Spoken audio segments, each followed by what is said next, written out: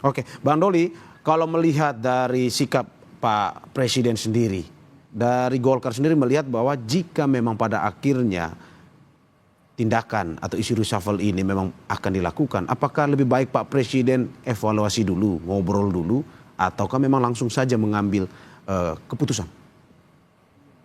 Saya kira Pak Presiden tahu apa yang akan dilakukan ya, apabila misalnya sudah diambil keputusan oleh Pak Presiden bahwa akan terjadi reshuffle.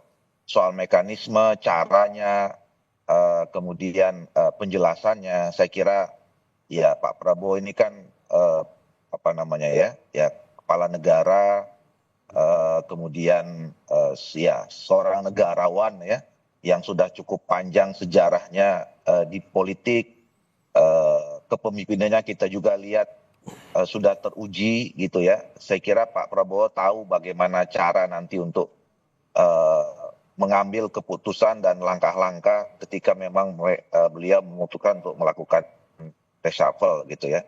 Saya kira kita semua akan apa namanya ya memberikan sepenuhnya kewenangan itu kepada Pak Presiden. Ya, oke. Dan kita tidak bisa juga mengatakan suka atau tidak suka, mau tidak mau, karena itu memang hak prerogatifnya beliau, kira-kira begitu.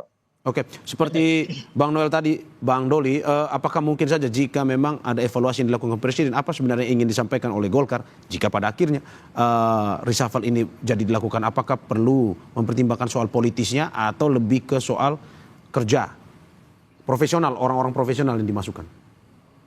Ya, saya kira di Indonesia ini kan sistem kita sistem presidensial, Ya. gitu ya. Tetapi kita sama-sama tahu bahwa dari pemilu ke pemilu, mungkin karena memang kultur kita ini adalah kultur gotong royong, kebersamaan gitu ya, membangun sinergitas gitu. Dan kemudian pada saat pencalonan presiden itu kan itu juga didukung oleh sama-sama dan koalisi. Tidak ada selama ini pengalaman satu calon presiden wakil presiden yang didukung oleh tunggal satu kekuatan politik gitu. Nah itu yang kemudian kita lihat selalu pasca pilpres, seorang presiden terpilih itu pasti akan mengajak berkomunikasi, berdiskusi dengan partai-partai politik pendukungnya. Jadi variabel itu seperti tadi yang disampaikan oleh Saudara Agung juga tidak bisa dinafikan ya.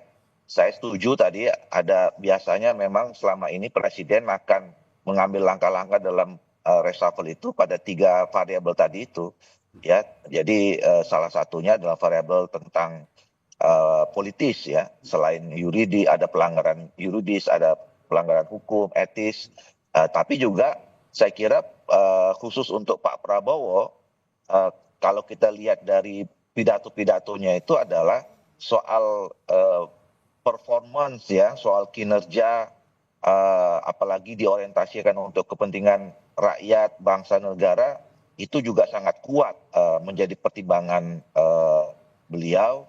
Tetapi saya kira juga tidak mungkin juga dinafikan variabel yang dua tadi. Kalau yang hukum saya kira semua ya, kalau memang sudah dilihat ada masalah pelanggaran, potensi pelanggaran hukum, kemudian pelanggaran etik, itu siapapun presidennya saya kira itu tidak mungkin diabaikan. Tapi tadi 3 itu, variabel politis, variabel apakah ada pelanggaran hukum atau etik, dan yang ketiga tentu tentang soal kemampuan kerja atau kinerja dari para menteri itu akan menjadi salah satu menjadi pertimbangan dari Pak Presiden.